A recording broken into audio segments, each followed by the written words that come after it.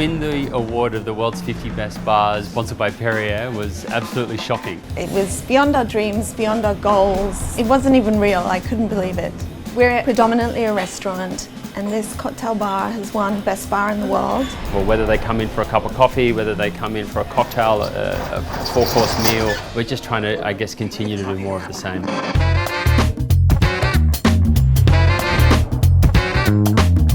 My name is Linden Pride. My name is Nathalie Hudson. And I'm one of the owners. And I'm one of the owners of Dante in New York City.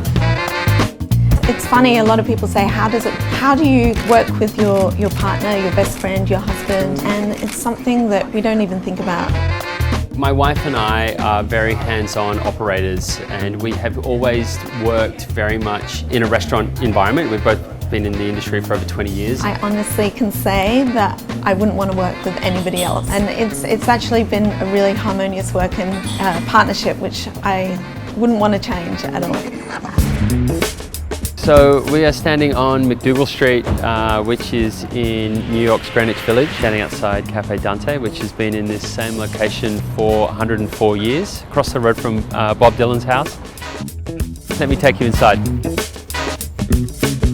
We're a 65-seat restaurant, but like everything in New York, this space is tiny. We couldn't build it to be exactly as we wanted it to be because it's a heritage listed building. So we had so many kinds of restraints that we needed to work around. You see this bar, it has a pole in the middle of it. It's probably one of the hardest bars you can ever work in. I'm sure if you're actually able to stand behind there, you'd just see how tight it is.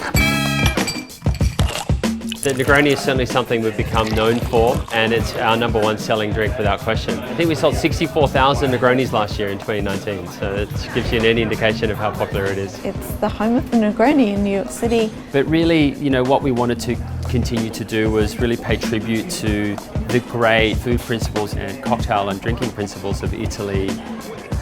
But this is very much a New York cafe, bar and restaurant.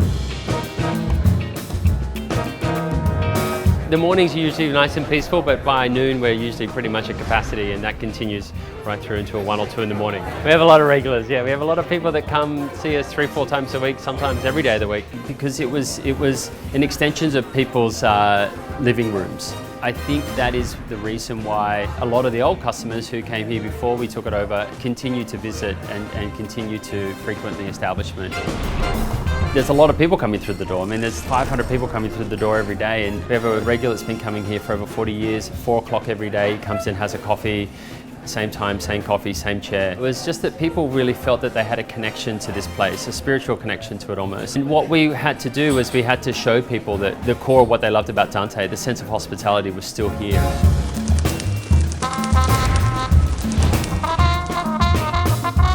When I came to Dante to speak with the team and obviously to congratulate them, one of our oldest regulars was actually here. She was a waitress 60 years ago at Dante. She came in and she showed me all of these wonderful black and white photographs that she had of when she worked here. And those are photographs that we've now blown up and are on the walls of Dante. And it was just so wonderful that the moment that that happened, she happened to be in here having a coffee with her friend. We never set out when we opened Dante to achieve such an incredible accolade. I mean, we always wanted to be the best we could be and create a world-class experience. All it's done is really pushed us to make sure that we are continuing to exceed and match new expectations for when people come in the door.